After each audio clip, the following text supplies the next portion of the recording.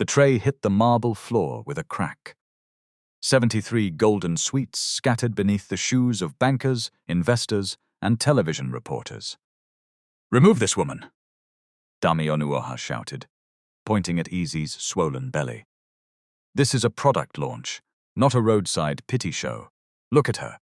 She smells of smoke, cheap sugar, and suffering." 2 security men seized Ese's arms. Her faded teal dress tightened across her stomach. 1 slipper came off. Cameras rose, but Ese did not beg. She lifted her chin. "You can throw me outside, Ma, but you cannot launch my mother's recipe under another woman's name." A glass slipped from somebody's hand. Then billionaire Samuel Akinlade entered. He looked at Ese. He looked at the crushed sweets. Then he bent down and picked up 1 broken wrapper. His face changed. That handwritten batch mark was never supposed to be inside the building. And what Samuel said next would destroy careers, expose a deadly secret, and force an entire company to answer for a dead man. Do not leave this story halfway. Comment your city and your local time below. Then subscribe, because what happened after those doors closed was bigger than money. 37 days earlier, on September 11, before the cameras, before the broken glass, before anybody in that grand hall knew Ese Madu's name, she woke at 5:17 in the morning because the baby had kicked hard beneath her ribs. The room was dark. There was no electricity. The prepaid meter had gone silent 2 nights before, and the rechargeable lamp beside her mattress had only 1 weak line of power left. Its pale beam touched the cracked wall, the plastic bucket near the door, and the framed photograph of Whale smiling in a blue workshirt. Ese remained still for some seconds. 1 hand rested on her belly. The other pressed against the mattress as she breathed through a dull pain in her lower back. "Easy, my child," she whispered. "Your mother is awake. No need to fight me." The baby kicked again. Ese smiled, but the smile did not stay. On the floor beside her mattress were 3 envelopes. 1 held the rent notice. 1 held the receipt from the antenatal clinic. The 3rd was empty because every naira that had entered it had already left. She counted her money again. 3,850 naira, that was all. Her landlord wanted 28,000 before Friday. The clinic had written 18,650 naira beside her name. Her bottle of iron tablets contained 3 tablets. The cooking gas was nearly finished. Hunger had started entering her calculations like an unwanted relative. Still, Ese did not sit down to cry. She tied a wrapper around her waist, washed her face with water from a yellow bowl, and lit the smallest burner on the gas stove. On the wooden table, she arranged roasted groundnuts, ginger, brown sugar, a pinch of salt, and the metal spoon her mother had used for years in Benin City. The recipe was simple only to people who did not know it. Too much heat made the sugar bitter. Too little ginger made the sweet flat. If the groundnuts entered before the syrup reached the right shine, the whole batch would become soft before afternoon. Ese knew the sound. She knew the exact little hiss the syrup made when it was ready. She knew how long to wait before folding the groundnuts. She knew when to remove the pot without checking any clock. Her mother had taught her with patience. "Food does not respect shouting," the woman used to say. "You must watch it. You must listen." By 6:04, the first tray was cooling. Ese cut the slab into 73 pieces, not 72, not 74. 73 was what she could carry without making the pain in her back worse. She wrapped each piece in yellow paper, tied some with thin red thread, and marked the day's batch code with a blue pen. E11-1. E for Ese. 11 for the date, 1 for the first batch. She wrote every expense in a small ruled notebook. Groundnuts, 1,000. 100 naira. Sugar, 840. Ginger, 300. Gas estimate, 420. Paper and thread, 260. Transport, 600. She calculated the minimum selling price twice. Ese had once kept accounts for a provision shop in Suralere. She knew the difference between money entering your palm and profit remaining after cost. She also knew that many small traders failed because people praised their sales while nobody counted what they had truly earned. By 6:38, she had bathed and dressed in a faded yellow blouse, a dark teal wrapper, and brown slippers whose straps had been repaired with black thread. She stood before the small mirror nailed beside the door. Her face looked thinner than it had 3 months earlier. Her eyes had begun carrying the kind of tiredness sleep could not remove. But her headscarf was neat and the basket was clean. She looked at Wales' photograph. "I am going," she said quietly. "Watch the house." It was a foolish habit. She knew that. But grief did not always obey intelligence. Outside, Mushin was already waking. A woman poured water over the front step of her shop. A bus conductor shouted for passengers. Somewhere behind the next building, a radio preacher was warning listeners that pride could turn a palace into dust. Ese locked her door and walked carefully to the main road. By 7:26, she was at Oshodi. The morning crowd moved like floodwater. Bus horns cut through the air. Traders balanced bread, socks, phone chargers, plantain chips, and bottled drinks on trays. Conductors slapped the sides of yellow buses while passengers squeezed through spaces that did not look wide enough for human bodies. Ese chose a place near the pedestrian bridge, not too close to the buses and not too far from the people waiting for transport.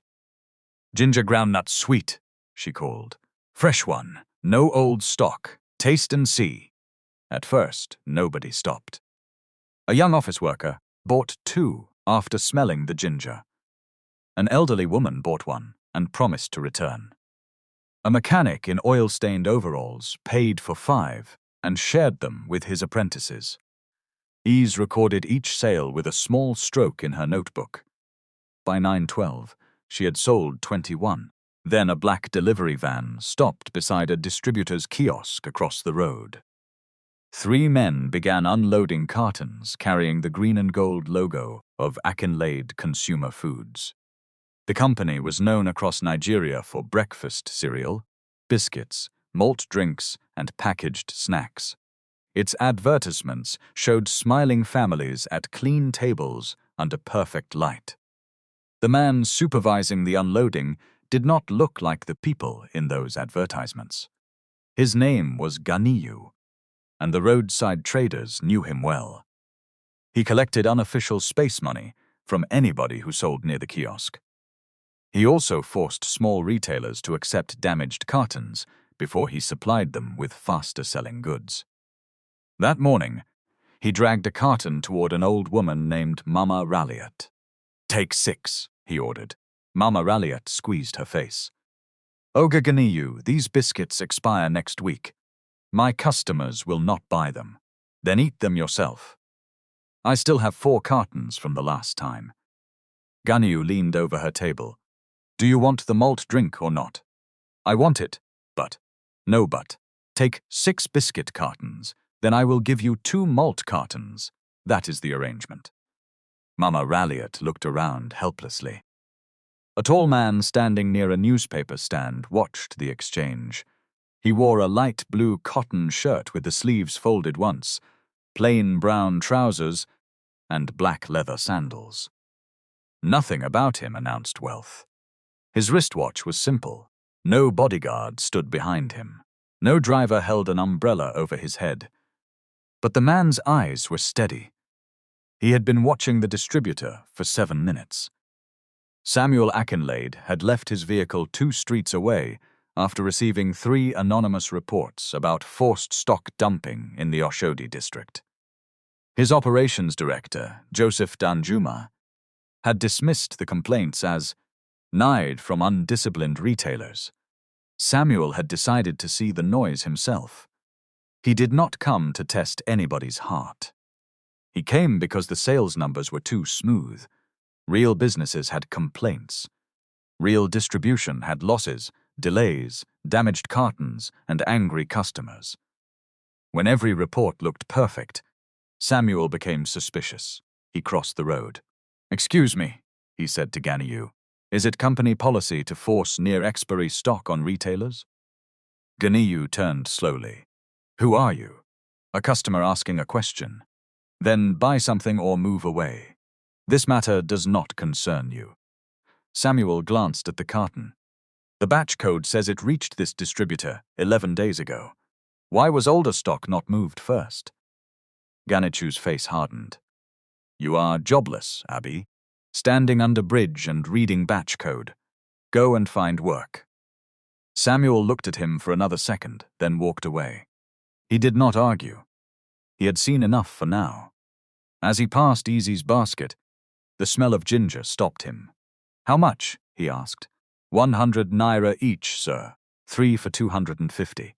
Samuel picked up one sweet and examined the wrapper. "You wrote this code yourself?" "Yes, sir. What does it mean?" Ease studied his face. "Are you buying the sweet or conducting interview?" The corner of Samuel's mouth moved. "I may be doing both." "Then interview price is different." For the first time that morning, Samuel laughed. Ease pointed to the code. "E is my name. 29 is today's date. 1 means first batch. If somebody complains, I will know what I made and when. You keep records? Small ones. Why? Because memory is proud.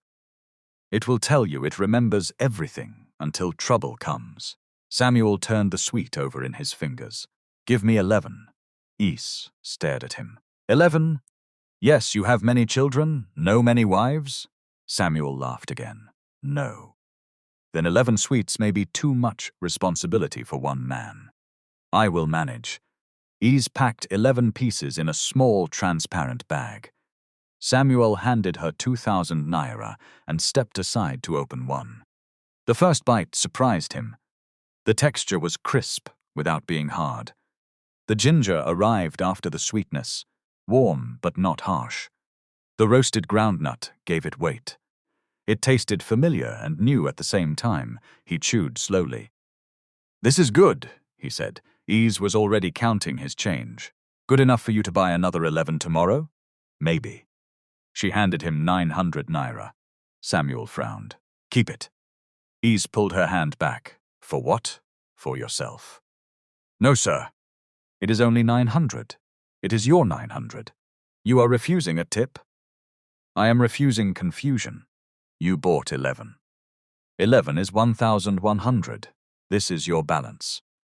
Samuel looked at her basket, her repaired slipper, and the tiredness beneath her eyes. "You need it more than I do." Ease's face changed, not with anger exactly. With caution. "Need is not permission to collect what is not mine," she said. "Please take your money." Samuel accepted it. He had met wealthy people who would fight over 1 naira if they believed it was theirs. He had also met poor people who performed honesty only when someone important was watching. What interested him was not the returned change. It was the fact that Ease did not know who he was, and she did not soften her answer to please him. Before he could ask another question, a stocky man in a green distributor vest approached Ease. His name was Kunle. "I will buy everything remaining," he said. Ease looked at the basket. 41 pieces. "How much?" 3,400. Kunle pulled out 4,000 naira. "Pack it." Ease began gathering the sweets. "Remove those marks," Kunle added. Her hand stopped. "What?" "The blue pen marks. Remove them and give me plain wrappers." "Why?" "I want to resell next week." Ease stared at him. "Next week?" "Yes. I will put my own sticker. Write production date as Friday. Today is Monday. That is my business." Ease placed the sweets back into the basket. "I cannot sell them to you like that." Kunle's smile disappeared. "You cannot sell?" "I can sell, but I will not change the date." "Madam, are you not looking for money?" I am. Then collect money and stop behaving like university professor. Ese shook her head. By next week, the texture will change. If you cover the date, somebody may keep it longer. Groundnut can spoil. Kunle bent close enough for her to smell tobacco on his breath. See this street woman. Ordinary sweet seller is teaching me business. I am teaching you nothing, sir. I am only telling you what I will not do. Take the money. No. Kunle slapped the notes against his palm.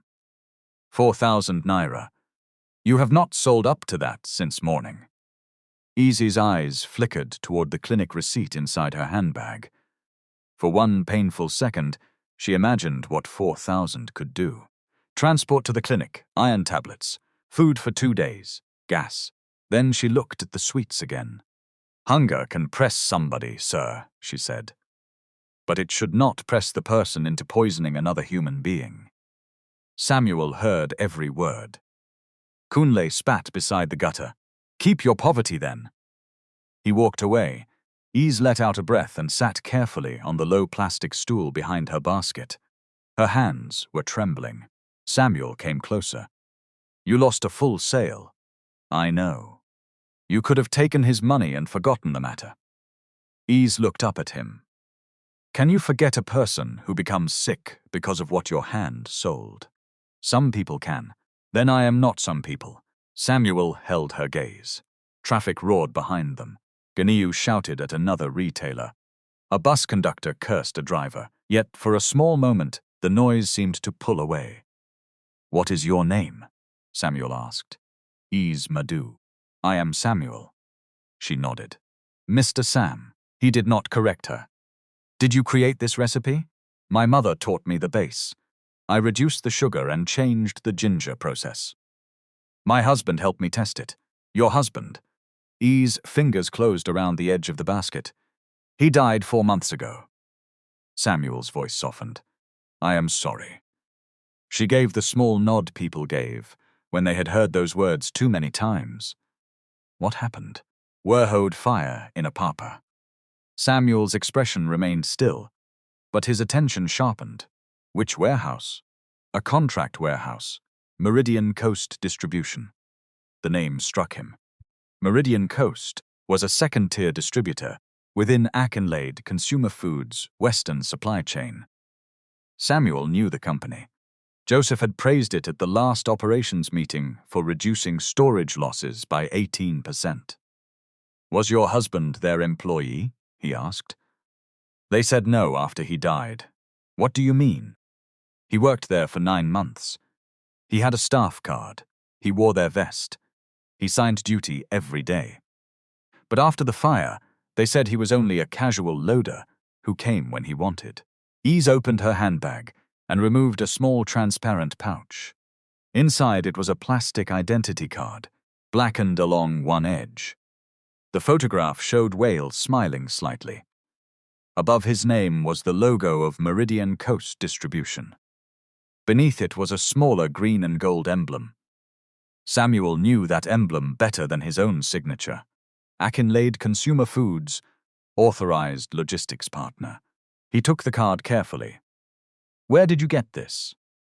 They returned it with his clothes. Was there an investigation? Ese gave a humorless laugh. They investigated themselves and found themselves innocent. Samuel looked at her. Did anybody from Akinlade Consumer Foods contact you? No. Did you submit a claim? 3 times.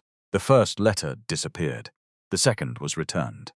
For the third, one man told me to stop disturbing the company before they accused my husband of stealing. Samuel's jaw tightened. Do you remember the man's name? Joseph something. I did not meet him. That was the name the warehouse manager used when he was shouting on the phone. Samuel handed back the card. Ese studied him. Hope no problem. There may be.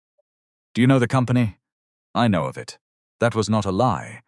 It was not the whole truth either. Samuel looked at the basket. May I buy 6 more sweets? You already have 11. I want to send some for testing. Ese's eyes narrowed. Testing for what? Quality. shelf life. Who are you? Someone who works in food, factory worker? Something like that. Ese did not look convinced. If you take my sweet to test, you will sign that the recipe still belongs to me. Samuel blinked. You have such a document? No, but you can write it. On the back of an old newspaper, Samuel wrote that 6 samples had been collected for evaluation only, and that no transfer of ownership was intended. He added his phone number and signed. Ese read every line. Then she made him write the date. Samuel obeyed. She packed 6 pieces separately and marked them E11-1S. What does S mean? He asked. Samuel. He almost smiled. As he turned to leave, Ese called him back. Mr. Sam, yes, if your test says it is bad, tell me the truth. Do not praise me because I am pregnant. Samuel nodded slowly. I will tell you the truth. He crossed the road and walked toward the street where his car waited. Once inside, he shut the door and placed the sweets on the seat beside him. His driver, Bashir, looked through the mirror. Sir, should we return to the office? Not yet. Samuel took out his phone and called Joseph Danjuma. Joseph answered on the second ring. Chairman. Good morning. Send me every safety incident reported by Meridian Coast Distribution in the last 24 months. There was a pause. Meridian Coast? Yes. I can ask operations to compile it. You are operations? Yes, sir. I mean my team. I want it before noon. Any particular concern?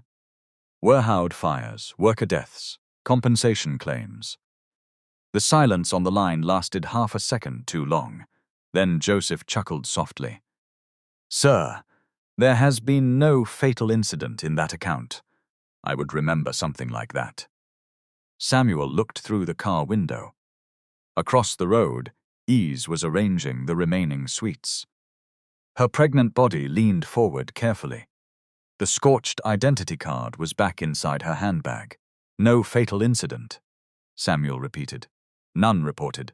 Send the records. Of course, sir. Samuel ended the call. He did not move for several seconds.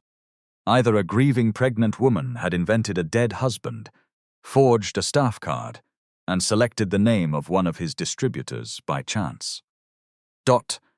Or somebody inside his company had erased a man.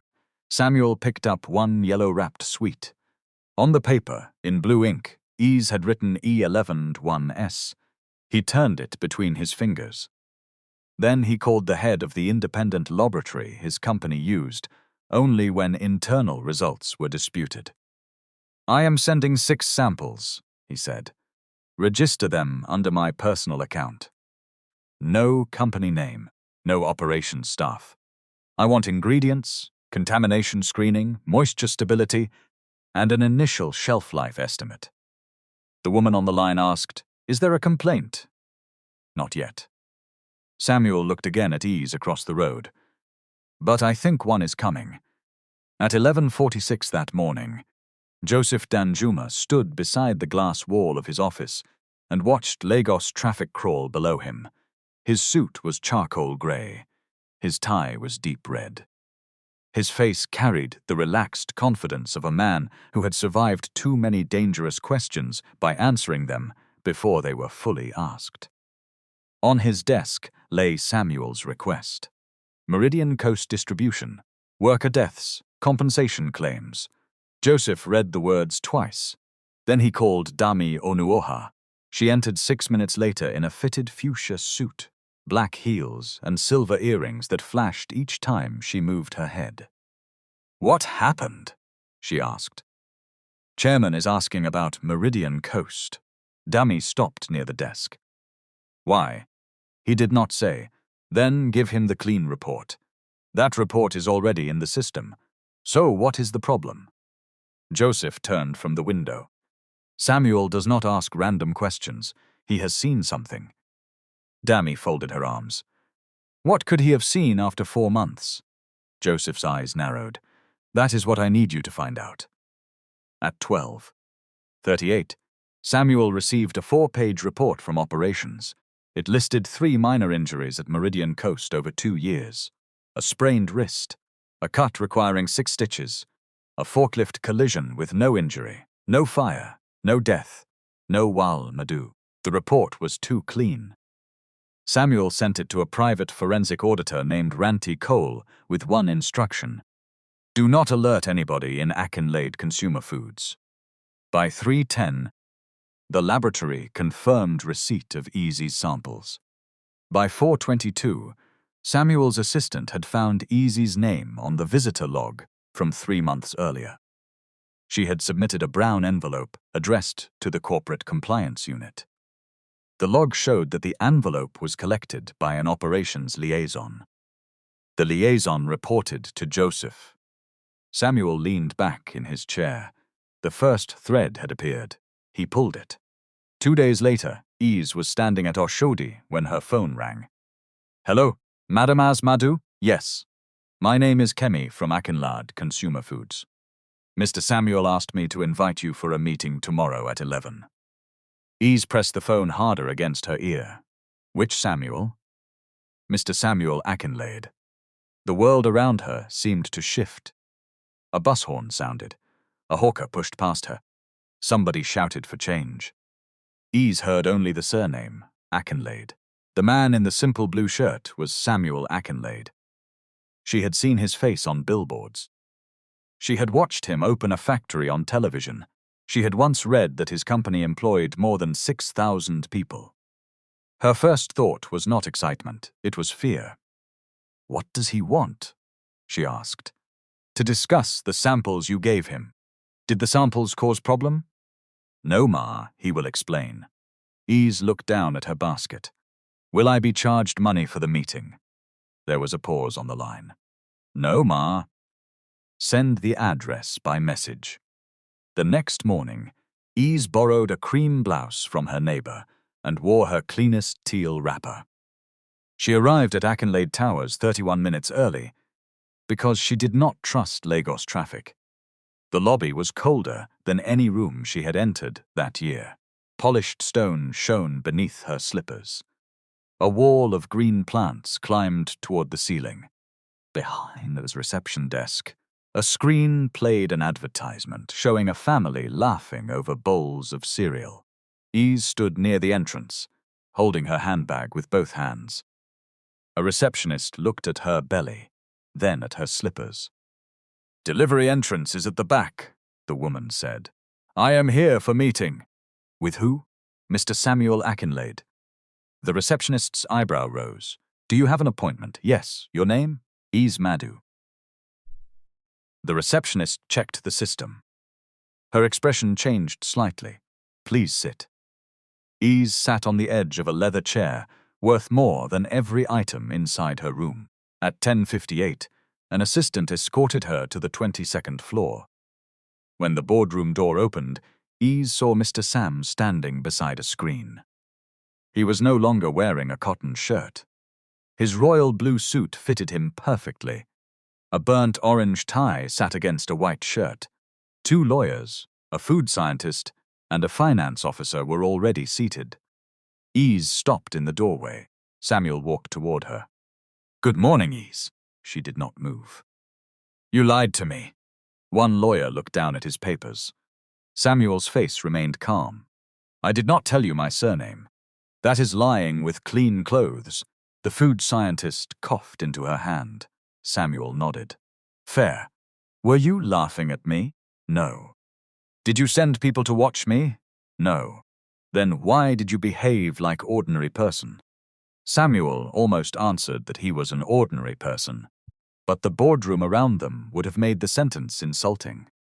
I went to Oshodi to investigate my distributors, he said. I did not plan to meet you. Ese looked at the people seated at the table. And now? Now I want to show you what the laboratory found. She remained near the door. Before anything, the paper you signed. Samuel gestured to the legal officer. The woman placed the newspaper sheet inside a transparent document sleeve and pushed it across the table. Samuel had not thrown it away. Beside, it was a formal acknowledgement, stating that Ese retained ownership of her recipe. and that the company had tested samples only with her permission. Ese read the document from the first line to the last. Then she sat. The food scientist, Dr. Fatima Bello, explained the preliminary results. No harmful bacteria were detected. Moisture level is low enough for reasonable shelf stability. The ginger concentration is distinctive. The texture remained acceptable after 48 hours at elevated temperature. Ese listened closely. What does reasonable shelf stability mean? It means we need more testing. We cannot promise how long it will stay safe from one sample. So you do not know yet. Correct, Ese nodded. Good. I prefer we do not know to a fine English that hides it. Samuel watched her. Dr. Fatima continued. The product has commercial potential. But we would need standardized measurements, allergen labeling, controlled production, packaging tests, and regulatory review. How long? Ese asked. For a small controlled pilot, perhaps 21 days. For a full launch, longer. Samuel leaned forward. I want to fund the pilot. You would work with the technical team. You would be paid for your time. The recipe remains yours while we evaluate it. Ese's eyes moved from one face to another. What do you gain? A possible product. What do I gain? Data, training, payment. And, if the pilot works, a commercial offer. How much is payment for the pilot? The finance officer answered. 320,000 naira for 21 days, including transport and meals. Ese's fingers tightened around her handbag. 320,000. She could clear the clinic bill. Pay rent, buy food, replace the failing gas cylinder. But sudden money could carry a hook inside it. Do I give you the full recipe? Not during the first stage, Dr. Fatima said. You can prepare the critical blend yourself. We will document the process around it. And if I say no, Samuel answered, you leave with your samples and your recipe. No police? No police. No bill for laboratory? No bill. Ese looked at the formal acknowledgement again. I will take the papers home. Samuel nodded. You should. One of the lawyers shifted in his chair. Surprised, Ese noticed. You expected me to sign. The lawyer began, Madam, it is only a pilot. Only is how trouble enters paper, Ese said. Small word, big door. Samuel looked at the lawyer. Give her 2 copies. Ese left with the documents in a brown envelope. She did not sign until the next afternoon, after Amaka Suli had read every page at the Community Enterprise Rights Center in Yaba. Amaka wore an aubergine jacket over a cream blouse. Her office contained 1 desk, 3 metal chairs, and a ceiling fan that complained loudly each time it turned. She read the pilot agreement twice. This one is fair, she said. You are sure? Ese asked. I said it is fair. I did not say you should stop using your eyes. Amaka pointed to a clause. You keep the recipe. They own the testing data they generate, but they cannot commercialize your product without another agreement. You can withdraw. They still pay for work already done. Why would a billionaire offer this? Because billionaires also need products. Ese frowned. Amaka smiled. Do not turn rich people into spirits. Some are honest, some are thieves. Most are mixed like the rest of us. The contract is where good intention must wear shoes. Ese signed the pilot agreement. For the next 21 days, her life changed shape. She reported to a small test kitchen at the Ilupeju facility by 8:30 each morning. Dr. Fatima taught her to weigh ingredients in grams rather than cups. They measured temperature. They recorded cooling times. They tested wrappers under heat. They checked how the sweets behaved after 7 days, 14 days, and 21 days. Ese learned quickly. She also argued. When a technician suggested artificial ginger flavor to reduce cost, she refused. It leaves a sharp taste, she said. The consumer may not notice, the technician replied. I will notice. The factory cannot depend on fresh ginger variation. Then solve variation. Do not solve it by removing the thing that makes the sweet itself. Dr. Fatima supported a controlled ginger extract made from fresh roots. They tested 3 suppliers. Ese rejected 2. Samuel visited the kitchen twice. On the second visit, he found Ese discussing allergen warnings with the packaging team. "We must write groundnut clearly," she said. "Not hide it in small grammar." The designer replied, "The front is for branding. Ingredients go behind. A person with allergy will not eat your branding." Samuel stood by the door and listened. At the end of the pilot, the product had passed initial safety screening, packaging stability, and a limited consumer test involving 211 adults. 74% said they would buy again at the proposed price. 81% remembered the ginger taste without prompting. Small retailers liked the individual wrapping and low unit price. The numbers were promising. Then Samuel invited Ese to a second boardroom meeting. This time, Joseph Danjuma and Dami Onuoha were present. Joseph greeted Ese warmly enough to make her uncomfortable. "So this is our famous candy innovator," he said. Ese looked at him. "We have met?" "Not yet." She remembered the name from the warehouse manager's phone call. Joseph something. Her hand moved instinctively toward her belly. Dami did not bother hiding her disgust. She looked at Ese's yellow blouse, then at the repaired strap of her sandal. "Samuel," she said, "before we start, may I ask whether the brand team was consulted about founder visibility?" Samuel's eyes cooled. "Founder visibility? If this product enters our premium retail campaign, the public face must be managed." Ese turned to her. "Managed how?" Dami smiled without warmth. "You may be the recipe source, but customers buy aspiration. They do not want to imagine their snack being cooked beside a gutter under a bridge." The room went quiet. Ese looked at Dami's perfect suit. "My pot has never sat beside a gutter." "That is not the point." "Then what is the point?" Dami leaned back. "The point is that poverty is not a marketing strategy." Ese's voice remained calm. "Neither is stealing poor people's work and putting rich lipstick on it." Joseph lowered his eyes to hide a smile. Samuel did not smile. "Dami," he said, "one more comment about her clothes, street location or social class, and you will leave this meeting." Dami's jaw tightened. Samuel pressed a control. A financial model appeared on the screen. "The pilot supports a larger opportunity," he said. "But I do not want Akinlade Consumer Foods to buy the recipe outright." Ese listened. "I propose a new subsidiary, Street Gold Foods Limited. It will develop products created by informal food entrepreneurs. This candy will be the first." He placed a document before her. "The offer includes a licensing fee of 24,700,000 naira. You retain ownership of the original recipe. You receive 7% of net sales revenue attributable to the licensed product, subject to audit. You receive 15% founding equity in Street Gold Foods.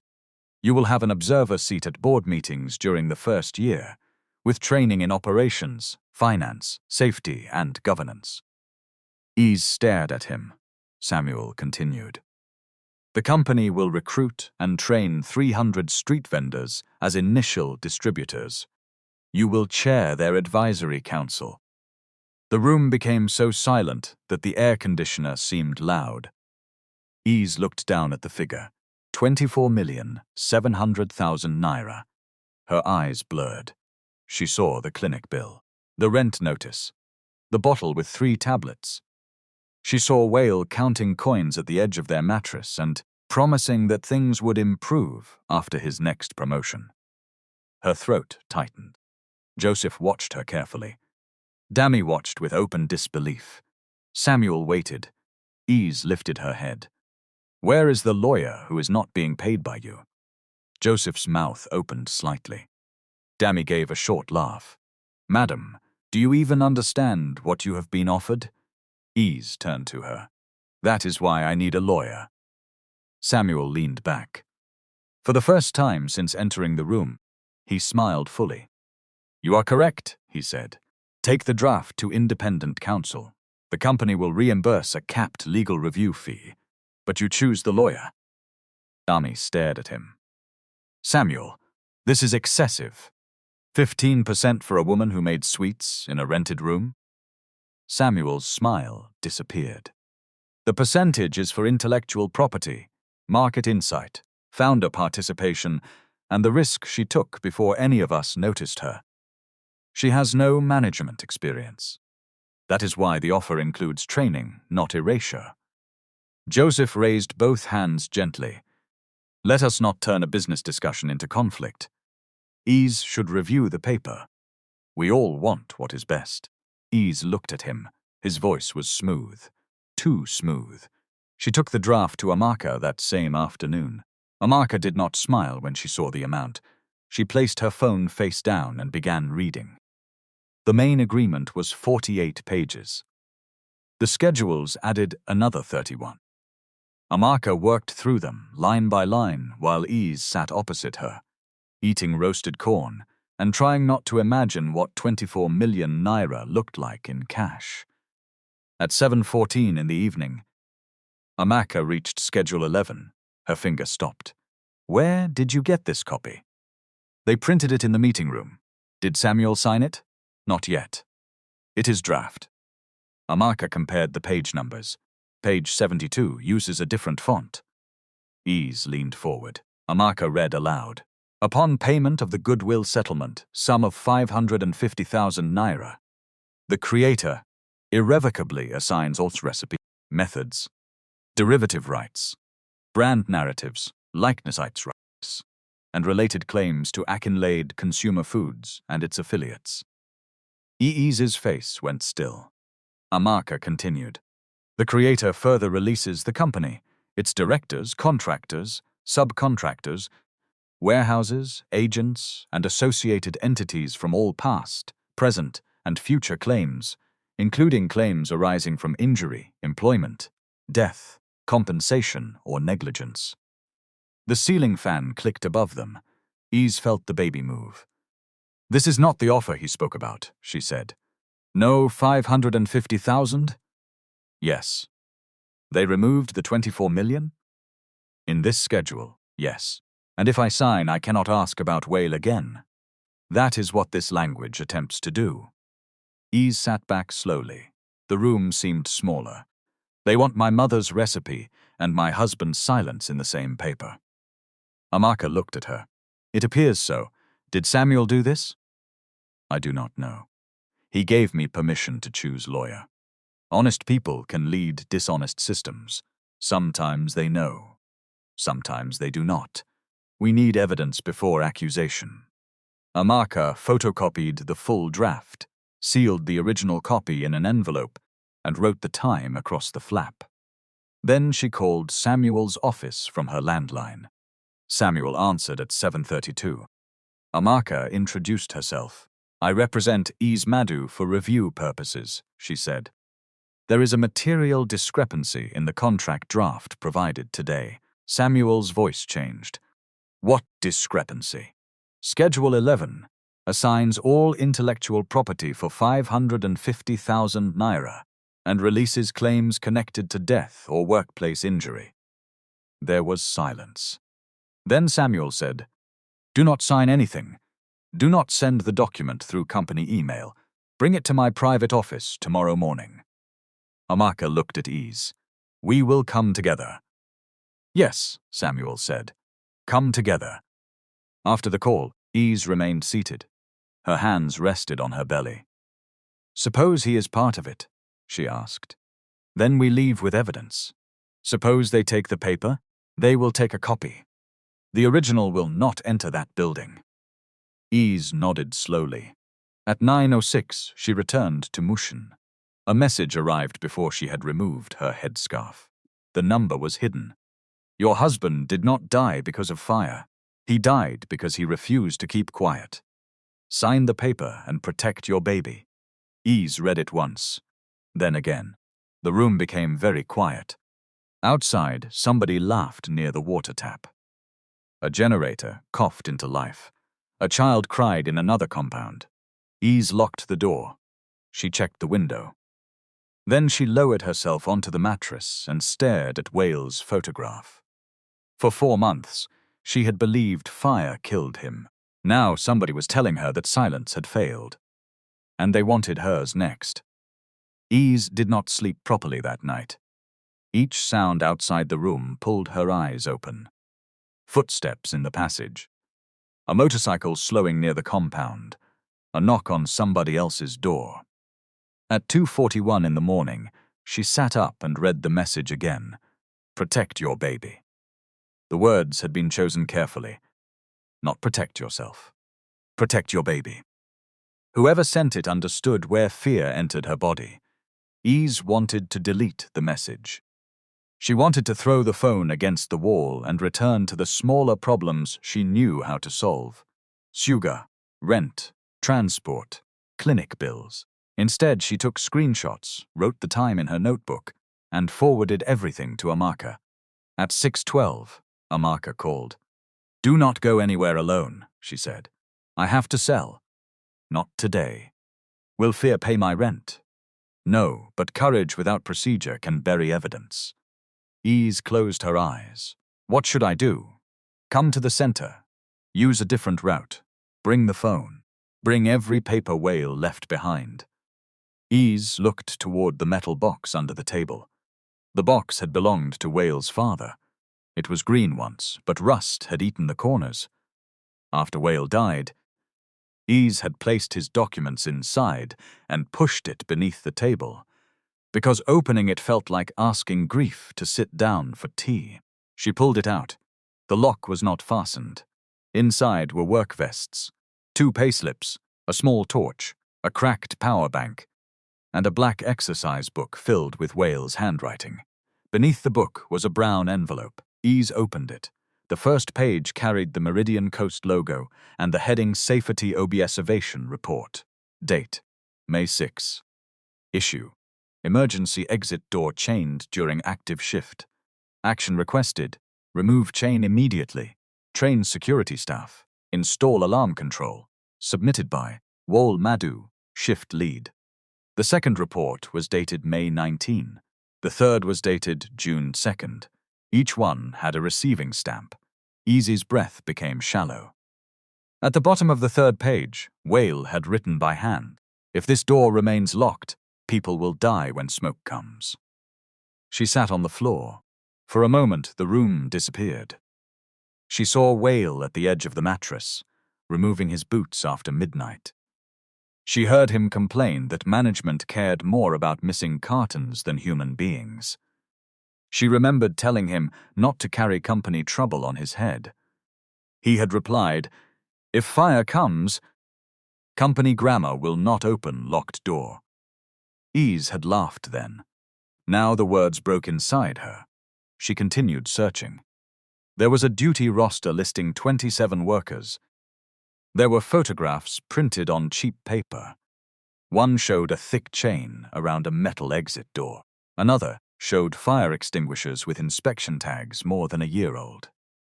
A third showed cartons stacked against a passage. At the bottom of the box, beneath a folded shirt, Ese found a memory card taped inside an old airtime envelope. Wale had written one sentence across it: "For outside person if they remove my reports." Ese pressed her fist against her mouth. The baby moved beneath her other hand. At 8:20, Amaka received the box. She did not insert the memory card into her office computer. "We make images of it first," she said. "A digital specialist will copy the contents without altering the original. We record who touched it and when." Ese wiped her face. "All this procedure while people who did it are walking free. Procedure is how we stop them from calling truth a story." They photographed every item. Amaka created a written inventory. Ese signed it. A staff member witnessed it. The original memory card went into a tamper-evident bag. Then they went to Samuel's private office. Samuel received them without Joseph, Dami, or the company legal team. His personal counsel, Tundia Fulayan, sat beside him. On the table were 2 contract drafts. Samuel pushed the first toward Amaka. "This is the version approved from my office yesterday at 12:06, he said. Amaka placed her copy beside it. The main pages matched. Schedule 11 did not. In Samuel's approved version, Schedule 11 concerned vendor training and board observation rights. In Easy's printed version, those pages had been replaced with assignment and release language. "The file history shows an amendment at 142, Samuel said. The user credential belonged to Joseph's executive office. Ease looked at him. Belonged. He says an assistant may have used it. You believe him? No. The answer came without decoration. Samuel looked at the metal box. What is that? Ease placed Wales' safety reports before him. Samuel read the first, then the second.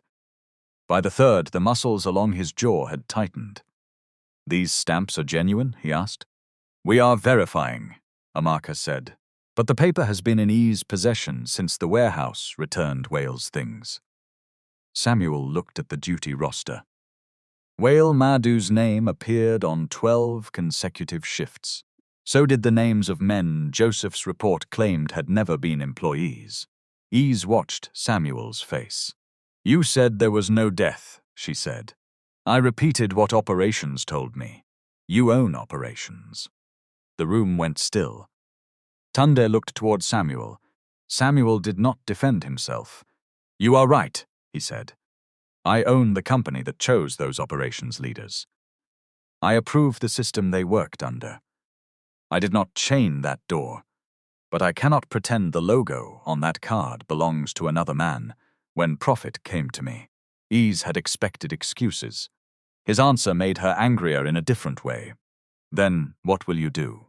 First, preserve everything. Second, appoint an investigation outside the company.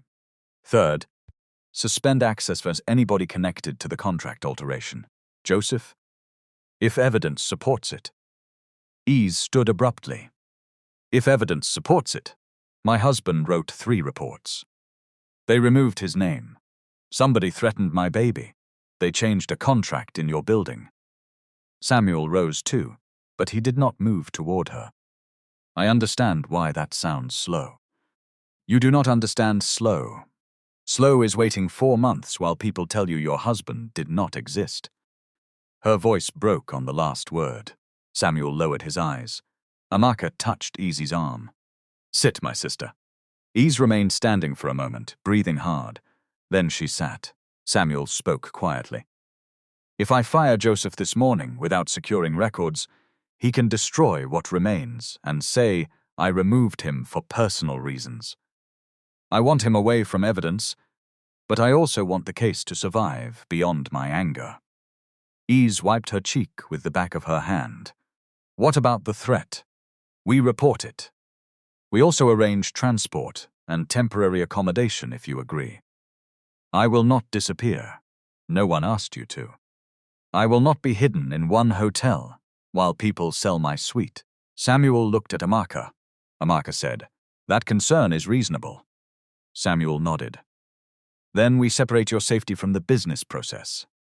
The pilot pauses until counsel confirms your consent. No launch, no production, no use of your image or story. Ease looked at him. Put it in writing. He did. By noon, Joseph's access to contract files was quietly restricted under the explanation of a system audit. Dami's product team was told that the Street Gold launch date was under review. Ranty Cole's forensic auditors entered the company through a separate compliance mandate. Joseph noticed within hours. He called Samuel. Chairman, IT says my document privileges have changed.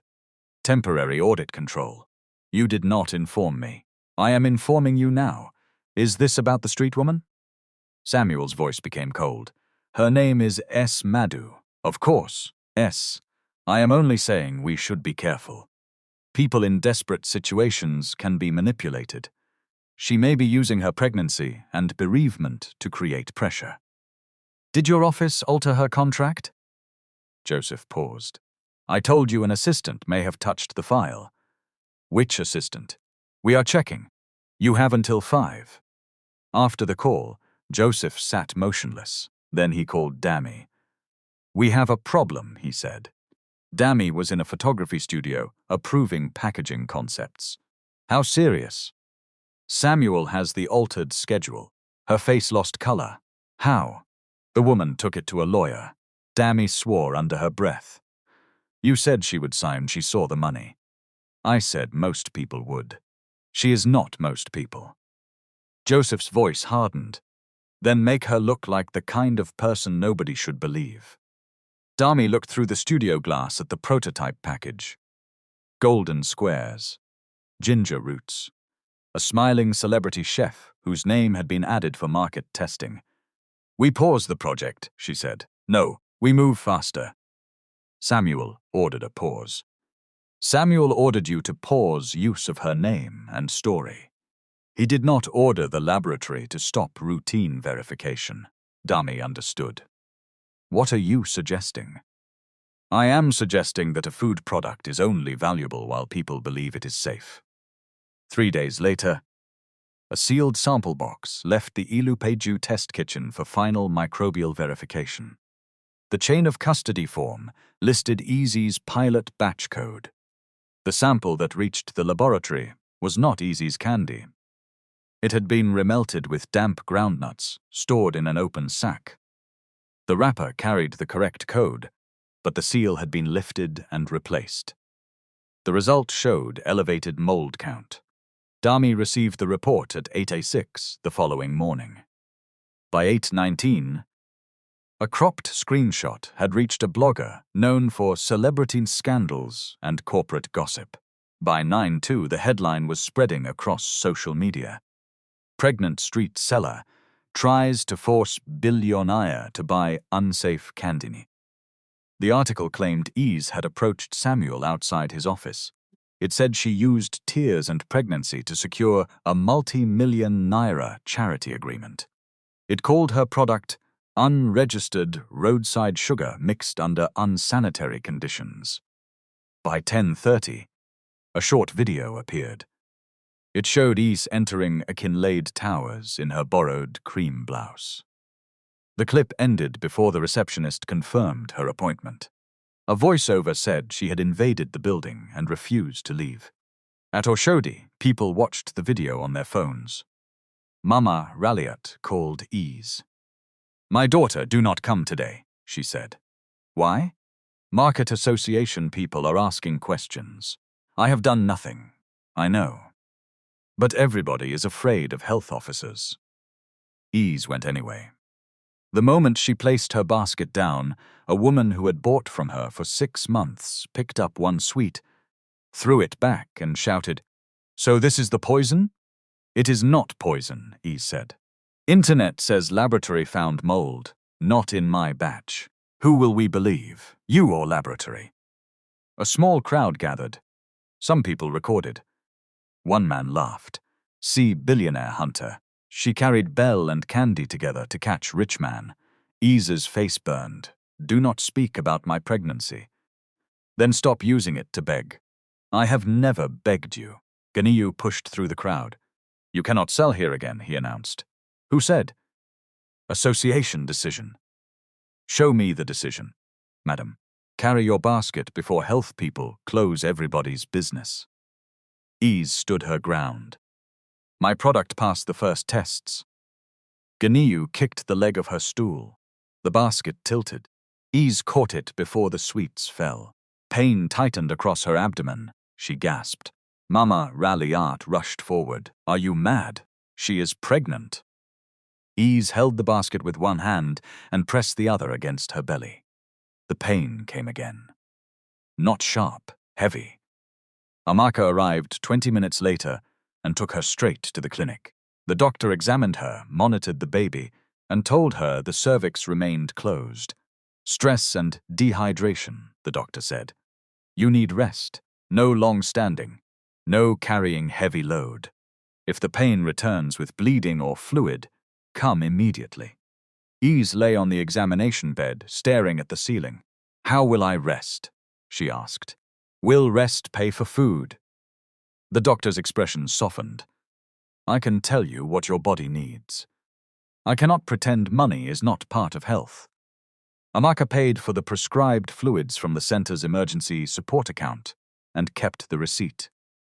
Outside the clinic, Ese sat in the back of a parked car. Her basket rested beside her. 38 unsold sweets remained. She picked up one and turned it over. E042. Every ingredient had been measured. Every surface had been cleaned. Every wrapper had been marked. Yet one screenshot had made all of that invisible. My name is finished, she said. Amaka sat beside her. Your name is injured, not finished. Same thing to poor person. Rich person can hire public relations.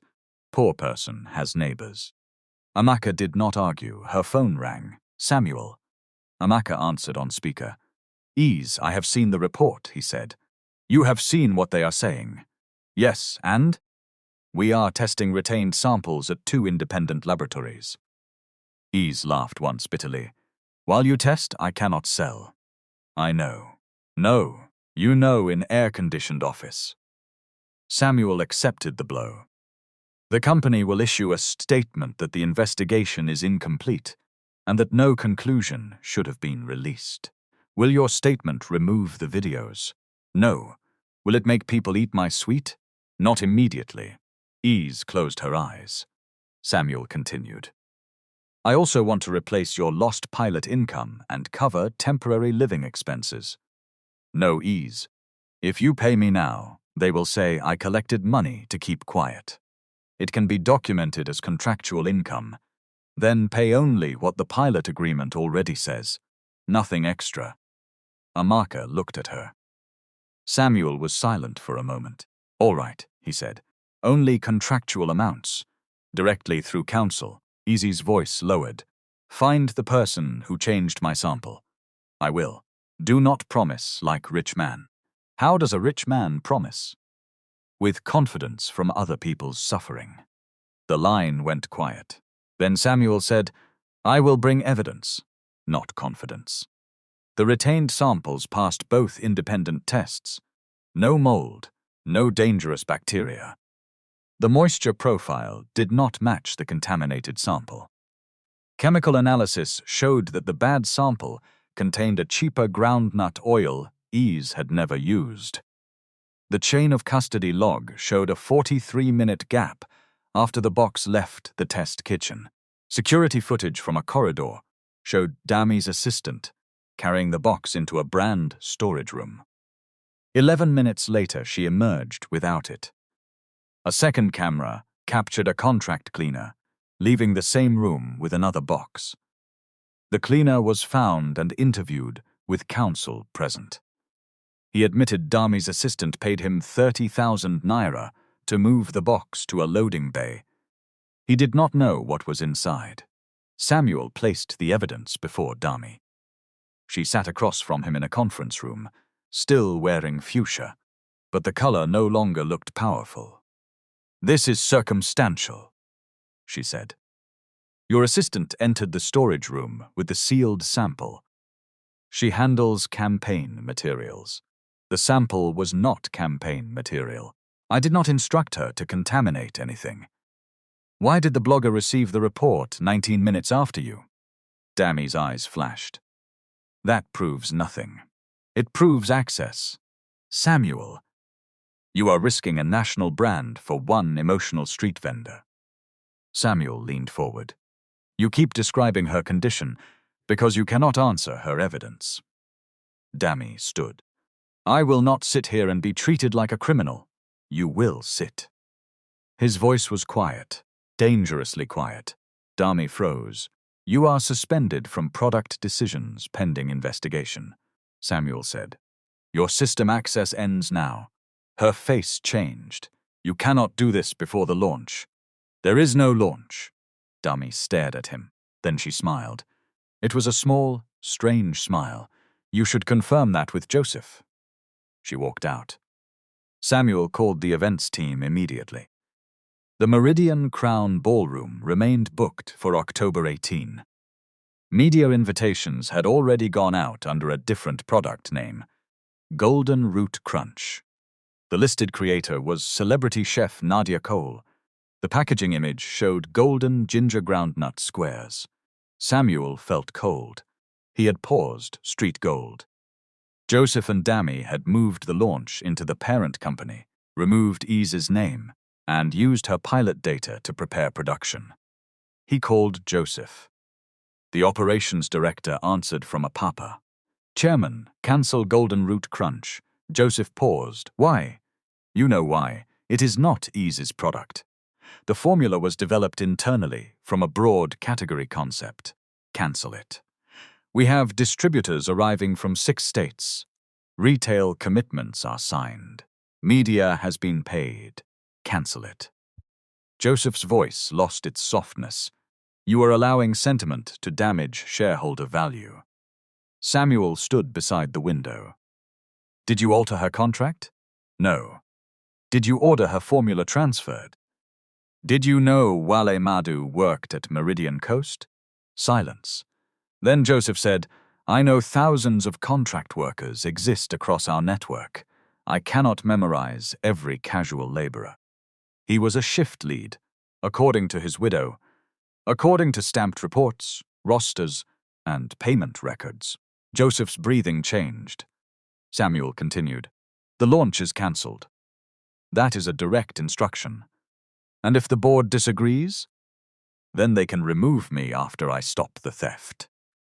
Joseph ended the call without replying. That evening, the forensic auditors delivered their first financial map. Meridian Coast had billed Akinlade Consumer Foods for 784 million naira in repairs, training, fire equipment, and storage upgrades over 3 years. Large portions had moved through 3 vendors. One vendor belonged to Joseph's university friend. Another belonged to his driver's wife. The third, Haven Reach Logistics Services, was owned through a trust controlled by Joseph's brother-in-law. Photographs showed the repairs had not been completed. The money had been paid on paper. The locked door remained. Whale died behind it. Samuel read the report until after midnight. On page 36, he found an executive incentive memo carrying his own signature. The memo rewarded operations leaders for reducing distribution loss and contractor cost. It did not include a safety performance condition. Samuel remembered approving it during a difficult year. Cut waste, he had told them. Improve efficiency. Protect margin. He had not told anybody to chain a door. He had not told Joseph to forge repairs. But he had built a system in which the man who reported danger threatened cost targets, while the man who hid danger earned a bonus. Samuel closed the file. For the first time, he understood that innocence was not the same as responsibility. The next morning, Ese returned to the community center, carrying the rusted metal box. Amaka had received verification from 2 former Meridian Coast workers. The stamps on Whale's reports were genuine. The memory card contained photographs, shift videos, and 1 voice recording. In the recording, Whale spoke to the warehouse manager. The back exit is chained again, Whale said. A man replied, security instruction. If fire comes, how will people leave? Stop disturbing me. Ogre Joseph said losses must come down. Then put guard. Do not lock human beings inside. You want to lose this job? I want people to leave alive. The recording ended. Ese listened twice. Then she turned away and wept without sound. Amaka waited. When Ese could speak again, she said, I told him not to carry company trouble on his head. He was trying to protect people, and now he is dead. Yes. What did protecting people give him? Amaka did not answer quickly. Maybe not enough while he was alive, she said. But it left truth behind. Truth cannot hold his hand. It cannot raise your child. I will not insult you by saying it replaces him, but it can stop another door from being chained. Ese wiped her face. Her phone rang. A former kitchen technician from Akinlade Foods was calling. Madam Ese, the woman whispered, they are producing your sweet tonight. Ese stood. Where? Pilot line 3. They changed the ginger blend, but it is your process. Golden Root Crunch. The launch is tomorrow evening. Samuel cancelled it. Operation, said the board-approved continuation. Ese looked at Amaka. The technician continued. They told us the recipe belongs to the company.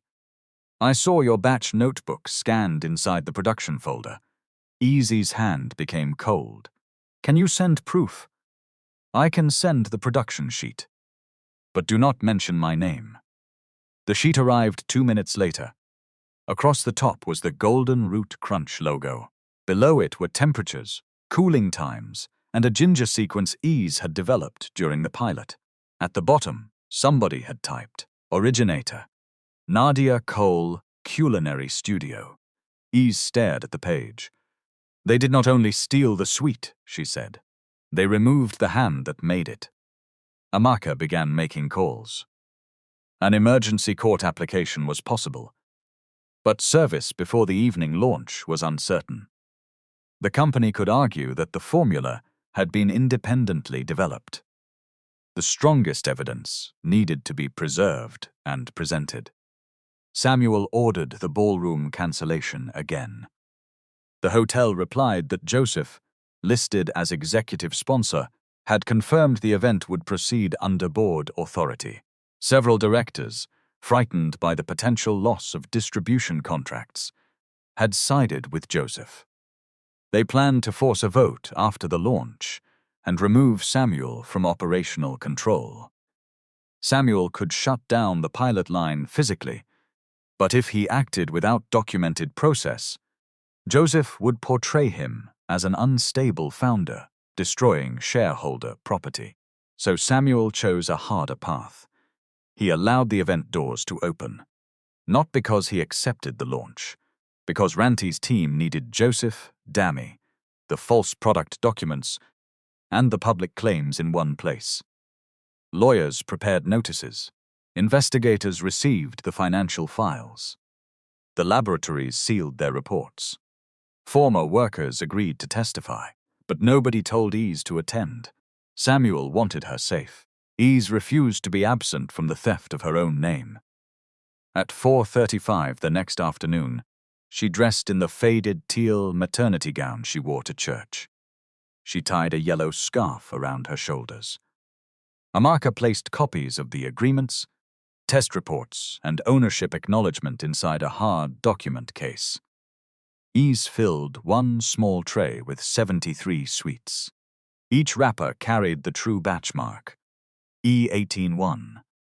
You do not have to walk into that hall, Amaka said. If they launch without seeing me, tomorrow they will say no Ese ever existed. The event may become ugly. It became ugly when they used my husband's death as contract language. Amaka looked at her belly. The doctor said rest. Ese placed one hand over the child. I will not fight with body. I will speak with paper. They entered the Meridian Crown Hotel at 6:31. The ballroom glowed with chandeliers and gold light.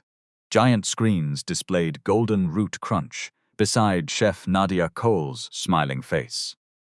Waiters moved through the crowd with silver trays. Reporters adjusted microphones. Distributors from Kano, Enugu, Ibadan, Port Harcourt, and Abuja gathered near branded stands. Dami saw Ese before Ese reached the registration table. For 1 second, pure fear crossed her face. Then arrogance covered it. She walked forward in her fuchsia suit. You were not invited. Ese held the tray steady. My recipe was invited. This product has nothing to do with you. Then why does your production sheet contain my ginger sequence? Dami's eyes flicked toward the document case in Amaka's hand. Security, she called. 2 men approached. Amaka stepped forward. We are legal representatives serving notice of disputed intellectual property. Dami did not even look at her. Remove them before the press sees this performance. The first security man touched Easy's arm. "Madam, please come outside." Ease pulled back. "Do not drag me." People began turning. Phones rose. Dami saw the attention and made a choice. She decided humiliation would be faster than law. She seized the tray from Ease's hands. The tray hit the marble floor with a crack. 73 golden sweets scattered beneath the shoes of bankers, investors, and television reporters. A murmur passed through the ballroom. One sweet rolled beneath a camera tripod. Another broke under the heel of a distributor. Yellow paper opened on the white marble like small flags of warning. Dami pointed at Easy's belly. "Remove this woman," she shouted. "This is a product launch, not a roadside pity show. Look at her. She smells of smoke, cheap sugar, and suffering." Two security men took Ease by the arms. Her faded teal dress pulled tight across her stomach. One brown slipper slipped from her foot. The sudden movement sent pain through her back, but she locked her knees and stayed upright. Cameras rose higher. Joseph stood near the stage in his charcoal suit and crimson tie. He did not intervene. He watched the crowd instead, measuring which faces looked amused, which looked uncomfortable, and which had begun recording. Chef Nadia Cole stood beneath her own smiling portrait. Holding a microphone she no longer knew what to do with. Dami lifted one crushed sweet between two fingers as though it were rubbish. "This woman has been harassing our company for money," she announced. Her roadside product failed safety tests. Now she has entered a private event to create drama because pregnancy has become her business strategy. Easy's face went still. She did not beg the security men. She did not ask the crowd for pity. She lifted her chin. "You can throw me outside, Ma," she said, "but you cannot launch my mother's recipe under another woman's name." A glass slipped from somebody's hand and shattered near the stage. The ballroom doors opened. Samuel Akinlade entered with Tunde Afolayan, Ranti Cole, two independent laboratory representatives, and 3 members of the company's audit committee. He stopped when he saw Ease held between the guards. Then he looked at the sweets on the floor. Nobody spoke. Samuel crossed the ballroom slowly. Dami's voice lost some of its strength. "Samuel, this woman forced her way inside. We were handling it." He did not answer.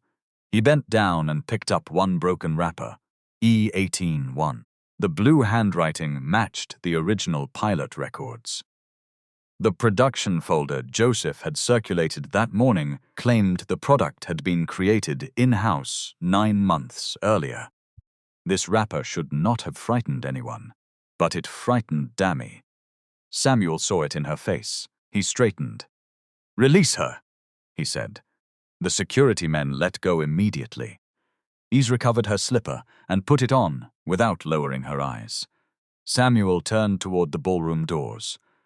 "Close event registration. No more guests enter.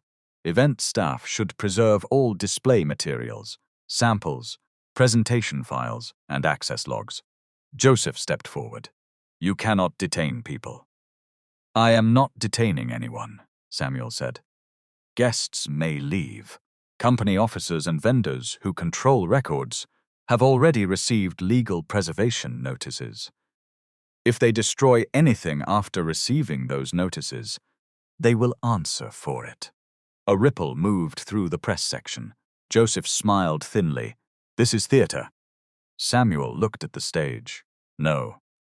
Theater is placing a celebrity's face over another woman's work and hoping the lights are bright enough to hide the theft." Chef Nadia lowered the microphone. "I was told the company developed the recipe," she said quickly. "My studio only approved branding participation." Dami turned on her. "Nadia, do not start." "I will start," the chef replied. "My signature is not on any recipe assignment. I will not carry a crime because your backdrop has my photograph." Samuel motioned to the audio technician. Turn off the launch music. Keep the screens active. The bright promotional video froze behind him on an image of golden candy squares falling through ginger powder. He faced the guests. This evening was advertised as a product launch, he said. It will not proceed. There is credible evidence that the product being presented as Golden Root Crunch was derived from the work of Ese Madu without valid consent. Dami shook her head. Credible according to who? Her legal aid friend? Amaka opened the hard case. According to the company's own signed acknowledgement, 2 independent laboratories, version history from its document server, and production records sent by a protected witness. Joseph looked at Samuel. You are allowing outsiders to disclose confidential company information in front of media. Samuel's expression did not change. The company used secrecy to hide a worker's death. Confidentiality will not become a cloth for covering fraud. Joseph's face hardened. Ranti Cole stepped forward. She wore a plain black suit and carried a sealed evidence folder. My firm was appointed by the audit committee to conduct an independent forensic review, she said. I will present only findings that have been verified and approved for disclosure. Supporting material has already been delivered to counsel and the appropriate authorities. The screens changed. The first image showed the original testing receipt signed by Samuel and Ese. Date, sample count, purpose, evaluation only, ownership retained by creator. The second showed the pilot agreement. The third showed the approved commercial draft with the licensing fee, royalty, equity, and governance rights. Then 2 versions of Schedule 11 appeared side by side. On the left, vendor training and board observer rights. On the right, the replacement page assigning all intellectual property for 550,000 naira and releasing claims related to injury or death. The crowd began whispering. Ranti highlighted the digital record. The substituted schedule was uploaded at 1:42 p.m. from a workstation assigned to the office of the Chief Operating Officer. Joseph lifted his chin. A workstation can be used by staff. Yes, Ranti said. That is why the finding does not stop there. The session required a biometric confirmation. The biometric token belongs to Joseph Danjuma. Silence hit the room. Joseph's smile vanished. This is false. The authentication log has been preserved by an external server provider. You expect people to believe technology cannot be manipulated. No, Ranti said. I expect a court to examine it alongside every other piece of evidence. Samuel looked at Dami. Now the safety report. Dr. Fatima Bello approached the stage with 2 laboratory representatives. One screen displayed the contaminated sample result leaked to the blogger. Another displayed the retained sample results from 2 separate laboratories. Dr. Fatima spoke without drama. Both retained samples passed microbial screening. The contaminated sample contained a different groundnut oil profile and a moisture level inconsistent with the controlled batch. The primary laboratory seal was lifted after dispatch. Dami crossed her arms. That does not prove who touched it. The screen changed again. A corridor video showed Dami's assistant carrying the sealed box into the brand storage room at 4:16 p.m. Another timestamp showed the contract cleaner moving a replacement box toward the loading bay. Then an extract from the cleaner's signed statement appeared. He had received 30,000 naira from the assistant. Dami's voice rose. My assistant acted without instruction. Samuel looked at her. Your assistant has provided her own statement. Dami's face changed. A recording played through the ballroom speakers. Her assistant's voice trembled. Madam Dami told me the street woman's sample needed to fail. She said nobody would defend dirty candy once laboratory put danger on paper. Dami moved toward the control table. Turn that off. No one obeyed. The recording continued. She gave me cash for the cleaner. She said Joseph had already handled the contract, and this was the remaining problem. The audio ended. For several seconds, all anyone could hear was the soft electrical hum of the screens. Dami turned toward Samuel. You are taking the word of a frightened junior employee over mine? Samuel's voice was low. I am taking the word of the evidence over everybody's title. Dami laughed sharply. Evidence? This woman cooked sweets in a room without electricity. You are destroying a national campaign for somebody who cannot even afford proper shoes. Ese looked down at her repaired slipper. Then she looked back at Dami. My shoe is poor, she said. My work is not. A reporter near the front lowered her phone for the first time. Dami pointed at Ese. You do not belong here. Ese took one step forward. You did not reject my candy because it was dirty. You rejected it because you believed the hand that made it was too poor to own anything. The words traveled through the ballroom. No music covered them. No applause came immediately. They landed too heavily for that. Joseph moved toward the exit. Tunde Afolayan stepped aside rather than blocking him. Mr. Danjuma, Tunde said, you are free to leave. You should know that a preservation order and summons have been served at your office and residence.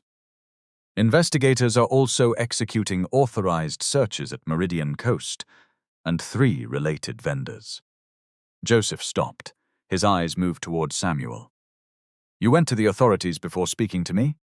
Samuel answered, I spoke to you many times. You lied each time. You think you are clean? Joseph asked. You signed the cost targets, you demanded lower losses. You praised Meridian Coast. Do not stand there like holy man because you found one widow. The words struck Samuel. He could have denied them. He did not. Joseph continued, louder now. You built the pressure. We delivered the numbers. Now that the smell has reached your office, you want to sacrifice everyone below you. Samuel turned to the audience. On that point, he is not entirely wrong. A murmur passed through the room. Joseph stared at him. Samuel removed the remote from his hand and placed it on the lectern. I did not order any exit door locked, he said. I did not authorize false invoices, alter Ese's contract, or contaminate her samples. But I approved an incentive system that rewarded lower contractor costs without linking executive bonuses to worker safety.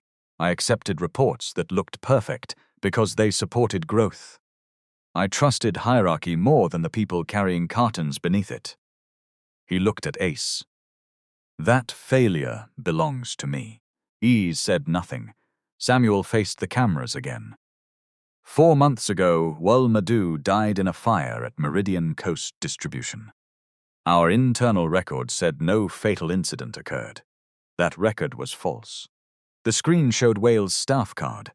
His smiling face filled the ballroom. Ese's breath caught. Samuel continued. Mr. Madu submitted 3 written warnings about a chained emergency exit. The warnings were stamped as received. The repairs were invoiced to my company. The money was paid. The work was not done. Ranti displayed the 3 safety reports. May 6th, May 19, June 2. Then the photograph of the chained door appeared. A reporter whispered, Jesus! Samuel nodded to Amaka. She played the voice recording. Wales' voice entered the hall. The back exit is chained again. Security instruction. If fire comes, how will people leave? Stop disturbing me.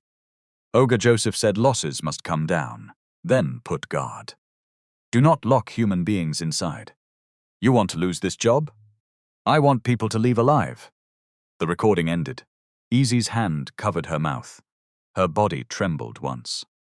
Amaka stood beside her, close enough to catch her if needed, but not touching her without permission. Joseph's face had become gray. That recording is edited. he said. Ranty replied, "An independent audio examiner found no sign of splicing. The original device image has been preserved." One man near the rear raised his hand. He was broad-shouldered, wearing a dark green shirt. His name was Musa Ibrahim, and he had worked beside Wal. Tunde invited him forward. Musa stood beside the stage, visibly nervous. "I was there," he said. "Whale complained about that door many times. Management said workers were stealing cartons through the back. They chained it during night shift." Joseph pointed at him. "You were dismissed for misconduct." Musa's eyes flashed. "I was dismissed after the fire because I refused to sign paper saying Whale was not our shift lead." The ballroom erupted. Reporters shouted questions. Samuel raised one hand. Musa continued. "5 of us signed false statements because they threatened to blacklist us. I did not sign. They owed Whale 3 weeks' pay. After he died, they removed his profile from the attendance machine." Ranty displayed archived payroll transfers and gate entry logs recovered from a backup server. Whale's bank account had received 9 monthly payments from Meridian Coast. His fingerprint entry appeared on the night of the fire. His employee record had been deleted 16 hours later, using an administrator account assigned to the warehouse manager. The deletion request referenced an instruction from Joseph's office. Joseph looked toward the door again. This time, 2 officers from the Financial Crimes Investigation Unit entered with a court-authorized summons and search documentation. They did not handcuff him for the cameras. They did not obey an order from Samuel. One officer approached calmly. "Mr. Danjuma, you are required to accompany us for questioning regarding financial records and possible obstruction. Your counsel may attend." Joseph looked around the ballroom as if expecting the directors to save him. None moved. He turned to Samuel. "You will regret humiliating me." Samuel shook his head. "Humiliation is what you did to a dead worker's wife when you placed 550,000 naira beside her husband's silence." Joseph was escorted out. No one clapped. The matter was too heavy for celebration. Dami attempted to follow, but Tunde addressed her. "You have been served with a notice preserving your devices and records. Counsel has advised that you may leave after confirming receipt." Dami's composure cracked. She looked at the guests, the screens, and the crushed candy around Ese's feet. "This is not all my fault," Shah said. "Joseph said the launch had board approval. He said the woman would sign. He said poor people do not read contracts." Ranty opened another audio file. Dami's own voice filled the hall. "Pay the clinic bill and put the release under the suite agreement. Once she sees money, she will sign. Poor people do not read contracts. They count cash." The recording came from a meeting Dami's assistant had preserved after becoming afraid she would carry all the blame. Dami stood completely still. The silence around her changed. Earlier, people had watched Ese as though poverty itself were a scandal. Now they watched Dami. She opened her mouth. Nothing came. Samuel removed her event access badge from the lectern where she had placed it. "You are suspended pending disciplinary and legal proceedings," he said. "No company officer will interfere with the investigation." Dami's eyes filled, but Ese felt no satisfaction from the tears. Pain was not justice, merely because it changed owners. Dami walked out alone. Samuel returned to the stage. "Akinlade Consumer Foods will publish the independent findings," he said. "We will notify regulators, cooperate with criminal and civil proceedings, compensate affected families through a process supervised outside management, and inspect every contracted warehouse." A director near the front stood. "Samuel, you cannot commit the company to unlimited liability in a press conference." Samuel looked at him. "I can commit it to telling the truth." The legal scope will be determined properly. Our share price will collapse. A company that remains valuable only while dead workers are missing from its records is already collapsing. The director sat down. Samuel turned toward Ese. I also confirm that the street gold proposal remains open under the original commercial terms, subject to independent review and her consent. The product will not launch until ownership, safety, and governance terms are completed. Every camera turned to her. Ese felt their attention like heat. For one dangerous second, the number returned to her mind. 24,700,000 naira. She could say yes now. The crowd would cheer. The story would become neat. Poor pregnant woman enters rich hall. Billionaire gives money, suffering ends. But suffering did not end because a rich man spoke into a microphone. Ese stepped onto the stage. I have conditions, she said. Somebody in the crowd laughed softly, surprised. Samuel did not. State them. First, Whale was not the only worker inside that system. Every family affected by that fire and every related accident must be found, not only the people with newspaper attention. Samuel nodded. Second, the street vendors in this new company will not be decoration for advertisements. They must choose their representatives. Agreed. Third, nobody will use my pregnancy, my room, or my husband's death to sell sweets. Agreed. Fourth, the recipe remains mine. The company receives only the rights written in the final agreement. Agreed. Fifth, every warehouse must be inspected by people who do not report to operations.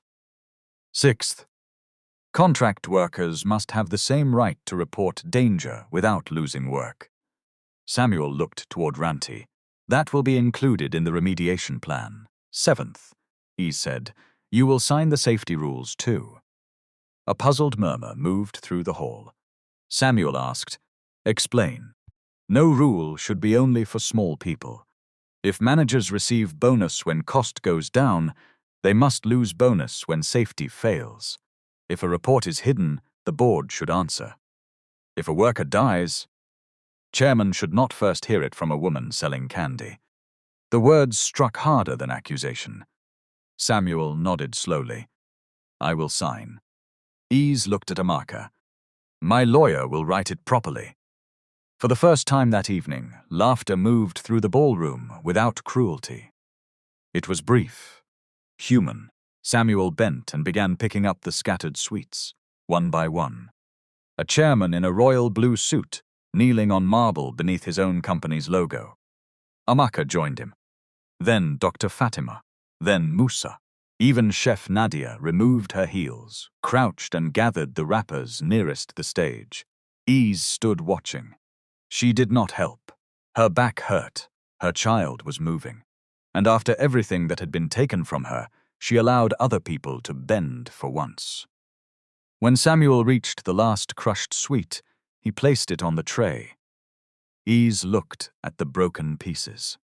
Those ones cannot be sold, she said. Samuel answered, no, but they can still prove what happened. Yes. Outside the ballroom, reporters were already sending headlines across Nigeria. Inside, the chandeliers continued to shine over a launch that never happened. Golden Root Crunch disappeared from the screens. In its place remained Whale's photograph and the words he had written beneath his final safety report. If this door remains locked, people will die when smoke comes. The morning after the ballroom exposure, Akinlade Consumer Foods opened 23 formal investigations. The company's share price fell 11% before noon. 3 major distributors suspended new orders. 2 banks requested emergency meetings. Commentators who had praised Samuel's leadership the previous week began asking whether he had ignored warning signs for years. Some directors blamed Ese. They did not say it publicly. They said it behind conference room doors. One street vendor has wiped billions from our market value, a director complained. Samuel placed Whale's 3 reports on the table. No, he said. A chained door, false invoices, and our refusal to listen wiped value from the company. Ese only stopped us from hiding the bill. The audit committee suspended Joseph's allies from procurement and contractor oversight.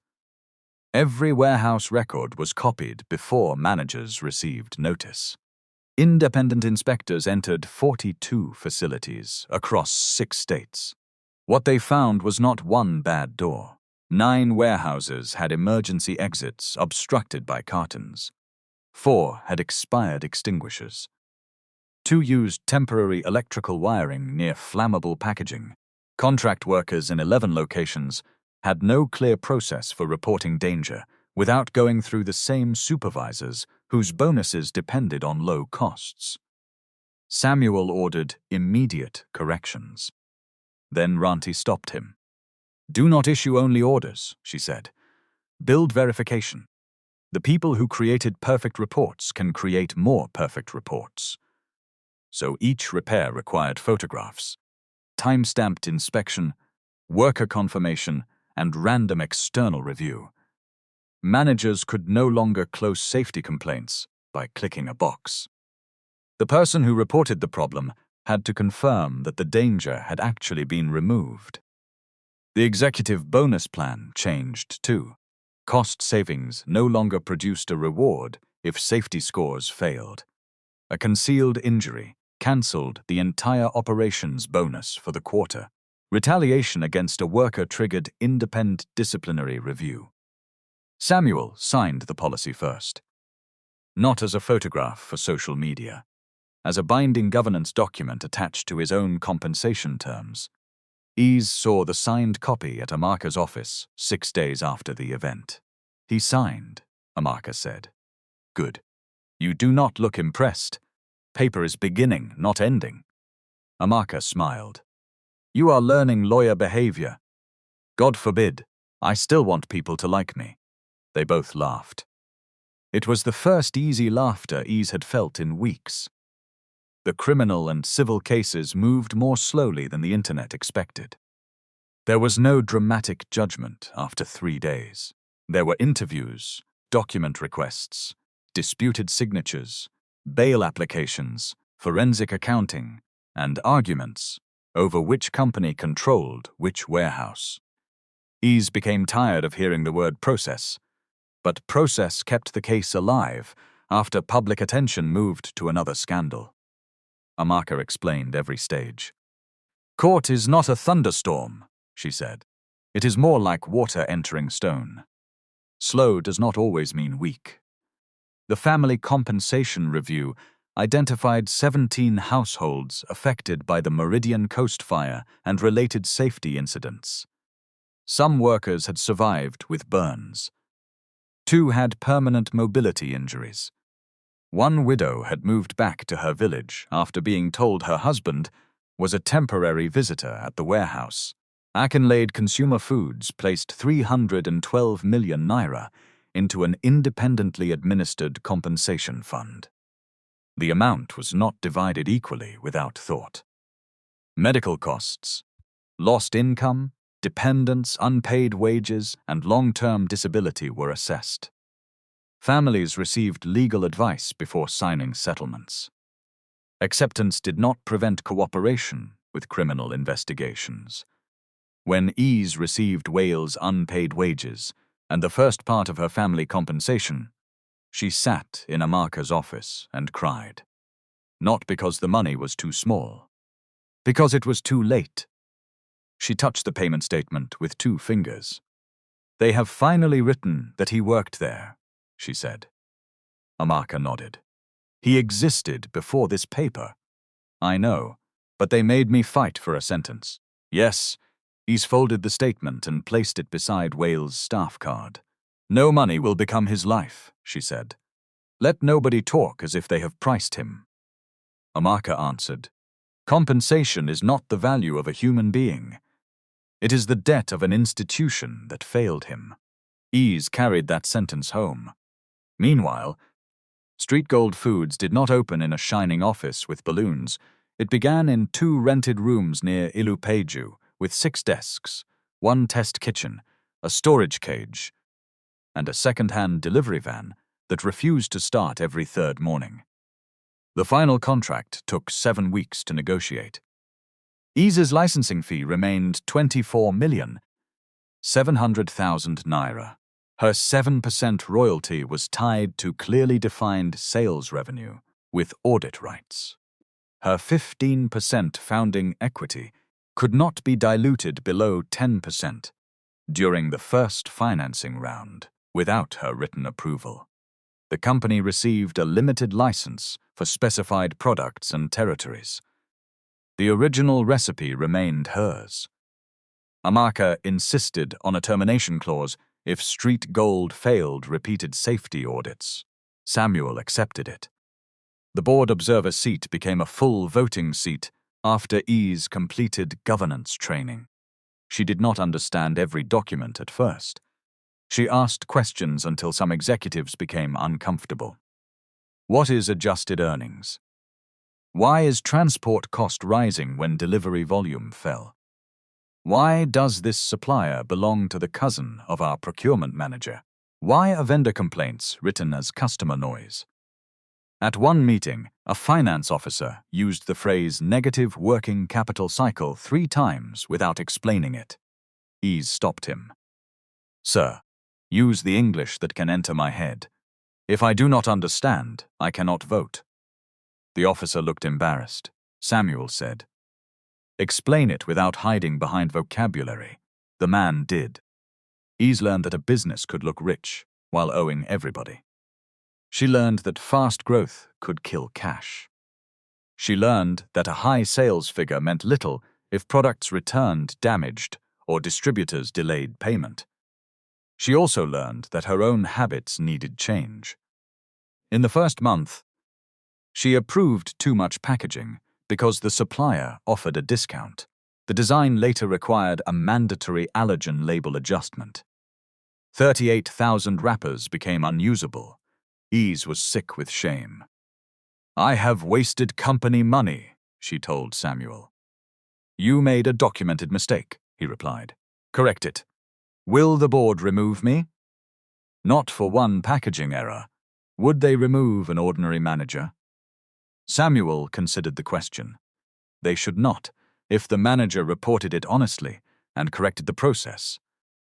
Then write that too. I do not want protection because I am Ese. The procurement checklist changed. No bulk order could be approved before regulatory artwork sign-off. Ese kept one unusable wrapper in her drawer, not as punishment, as memory.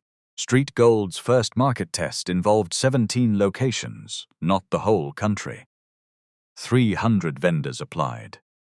120 were selected for the first phase after training in food handling, stock rotation, mobile payments, and record keeping. The vendors elected 6 representatives to the advisory council. Ese did not appoint her friends. She did not choose only people who praised her.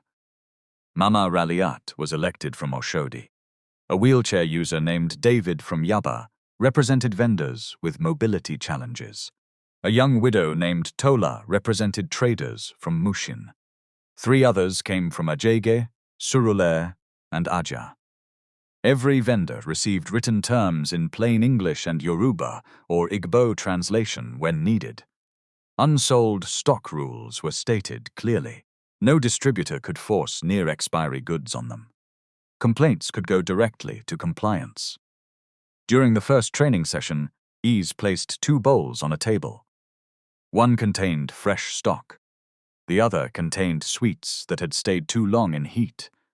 Both wrappers look fine, she said. Which one will you sell? A vendor named Tola lifted 1 piece from each bowl. The second one feels softer. Good, now check the dates.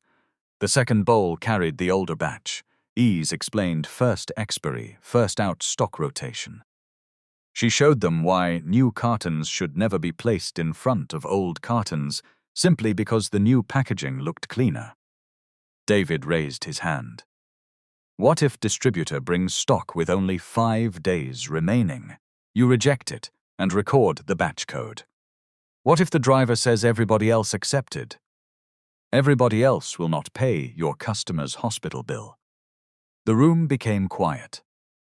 Dr. Fatima demonstrated hand-washing and contamination control.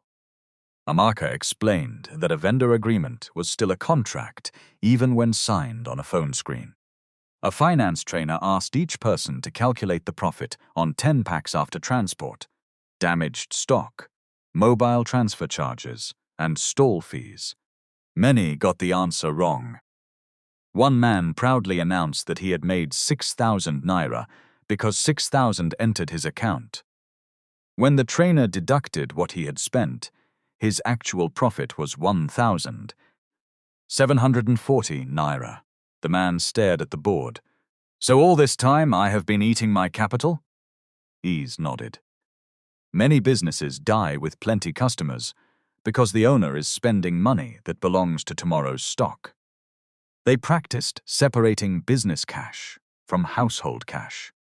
Nobody pretended this was easy. A trader whose child needed medicine could not divide life neatly into envelopes. So, the program included an emergency savings circle and transparent short-term credit rather than lectures about discipline from people who had never faced hunger.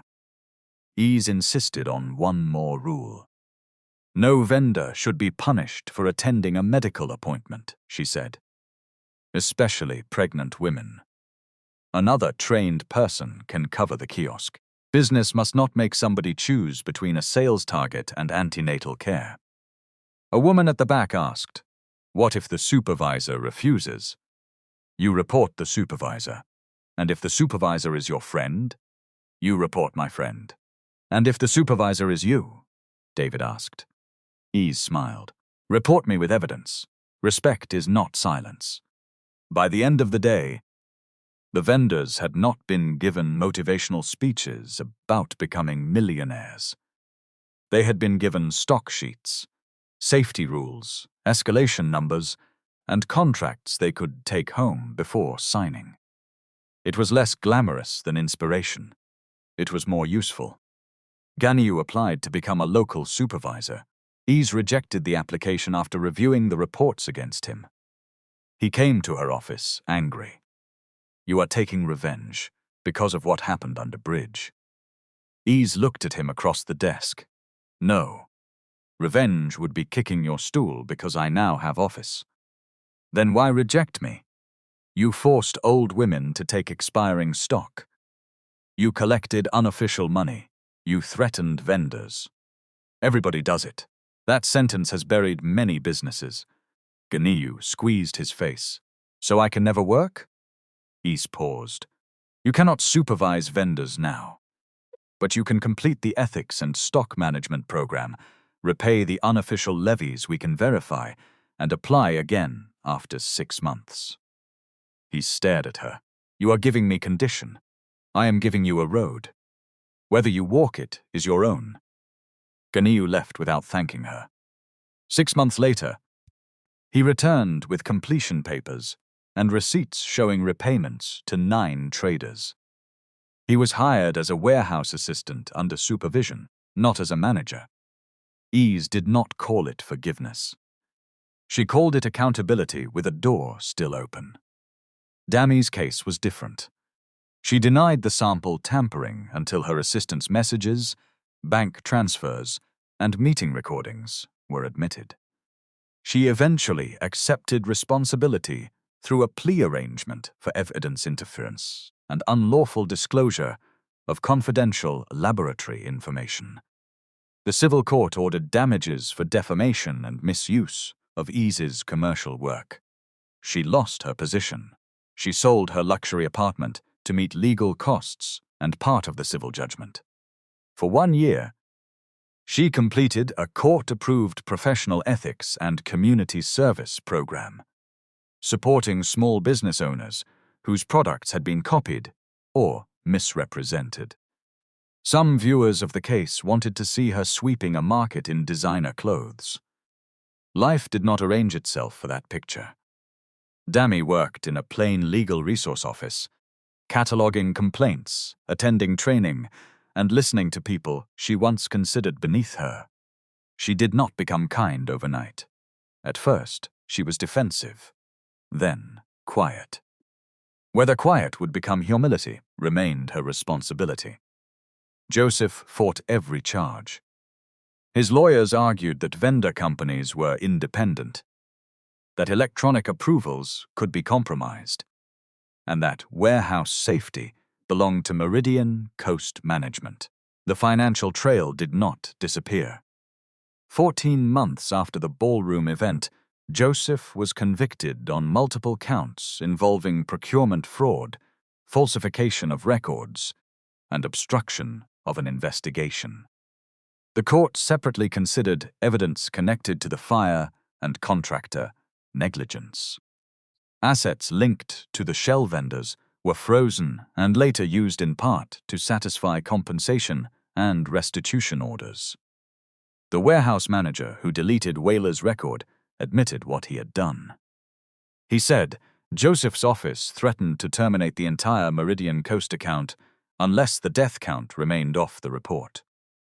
When the judgment was read, Ese sat beside Amaka in the courtroom. She did not smile. She thought of Whale's work boots near their old door. She thought of the nights he returned smelling of dust and sweat. She thought of how easily a system had changed a man from shift lead to nobody. After court, reporters surrounded her. "Do you feel justice has been served?" one asked. Ese looked into the microphones. "Part of it," she said. "Prison does not unlock the door that killed my husband. Justice is also every door that will remain open because he spoke." That sentence traveled farther than the scandal headline ever did. By then, Ese's child was 10 months old. The baby had been born safely after a long labor at 2:13 on a rainy morning. Ese took proper maternity leave, despite trying to answer emails from the hospital. Amaka confiscated her phone for 6 hours. Samuel threatened to suspend her system access. "You cannot suspend founder," Ese protested. "I can suspend any founder who is trying to review transport invoices after childbirth." For once, she obeyed. The child remained outside company publicity. No photograph appeared on candy wrappers. No advertisement showed Ese, holding the baby beneath words about struggle. Street Gold's marketing focused on product quality, vendor ownership, transparent sourcing, and the hands behind the recipes, with consent from every featured creator. Ese moved from the single room in Mushin into a modest 3-bedroom home in a secure estate near her work. She did not buy the largest house available. She paid off debt, created an emergency fund, bought health insurance, and invested part of her licensing fee under independent advice. Amaka had warned her that sudden money attracted old relatives, new friends, false pastors, and business opportunities that could not explain how they made profit. Ese learned to say no. She also learned to say yes without fear. Street Gold created a small enterprise clinic that offered food safety training, basic bookkeeping, contract review, and help registering trademarks or business names. The Antenatal Support Fund partnered with existing clinics rather than pretending the company could practice medicine. Women in informal work could receive transport assistance for appointments and temporary income support after verified medical recommendations. The program was named the Whale Worker Dignity Initiative. Ese hesitated before approving the name. "I do not want his death used as decoration," she said. The advisory council agreed that every report would publish measurable outcomes. Inspections completed, hazards corrected, workers compensated, contracts reviewed, and complaints resolved. No smiling photograph without numbers. 18 months after Ese first met Samuel at Oshodi, Street Gold held its annual community meeting in a public hall near Yaba. There were no chandeliers. Plastic chairs filled the room. Vendors asked sharp questions. One complained about late deliveries. Another said the mobile payment application was deducting charges. Nobody had explained. David demanded lower display shelves for wheelchair users. Ese wrote every complaint. Samuel sat in the second row, not on the stage. After the meeting, he waited until the vendors had left. He wore a simple white shirt and dark trousers. No convoy blocked the road. His driver waited around the corner. Ese was stacking papers into a bag. "You have been squeezing your face since the payment question," he said. "The charge should not be there. Finance says it is a third-party fee. Then finance should have written it before people joined." Samuel nodded. "You are right." Ese looked at him. "You agree too quickly these days. I am protecting my peace. That is not leadership. It is survival." She laughed. Their relationship had changed slowly.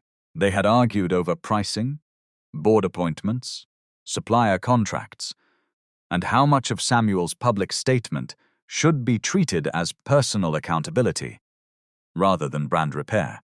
Ese had watched him refuse a bonus during the remediation year. Samuel had watched her turn down an endorsement that wanted to photograph her old room as a symbol of misery. Trust did not arrive like thunder. It arrived as kept appointments, corrected mistakes, disclosed conflicts, and the freedom to disagree without punishment. Samuel picked up the last stack of folders. "May I ask you something not related to street gold?" Ese looked suspicious. "How much money is inside the question?" "None, then ask." "I would like to visit you on Sunday. Not for a board meeting, not for a press story."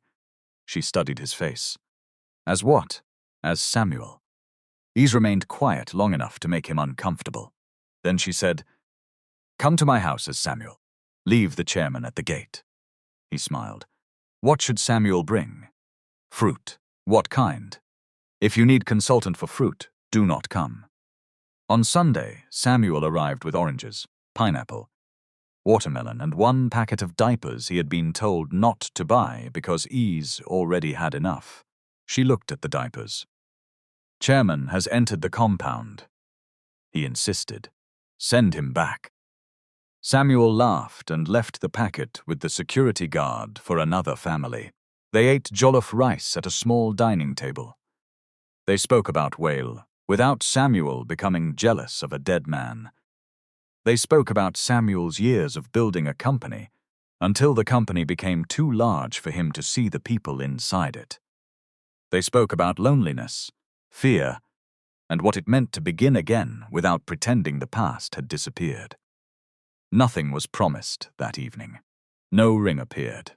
No orchestra played outside. When Samuel left, Ese stood at the door holding her sleeping child. The future remained open. That was enough. Months later, Ese returned to the exact place near Oshodi, where she had sold 73 sweets on the morning Samuel met her. Street Gold had installed a small authorized vendor kiosk nearby, managed by Mama Raliat and 2 younger traders. The kiosk had clean storage, visible expiry dates, a hand-washing point, and prices printed where customers could see them. Mama Raliat handed Ese one golden sweet. "Madam Founder," she teased, "do not carry me on your head. I am still Ese." Ese examined the wrapper. Batch code, allergen warning, production date, vendor hotline, creator license mark. Everything was there. She opened it and tasted the sweet. The ginger came after the sugar, warm, clear. Her mother's method was still inside it. So were the lessons learned in laboratories, boardrooms, court corridors, market meetings, and one terrible ballroom. Across the road, Ganiyu was helping a vendor remove a carton that had arrived with damaged seals. He photographed it, entered the complaint, and waited for replacement stock instead of forcing it onto a trader. He saw Ese watching. For a moment, shame crossed his face. Then he raised one hand in greeting. Ese raised hers. Not every person changed. Not every wound closed. But one system had been forced to stop calling harm normal. Ese looked up at the pedestrian bridge. People hurried across it, carrying bags, trays, babies, tools, and private worries.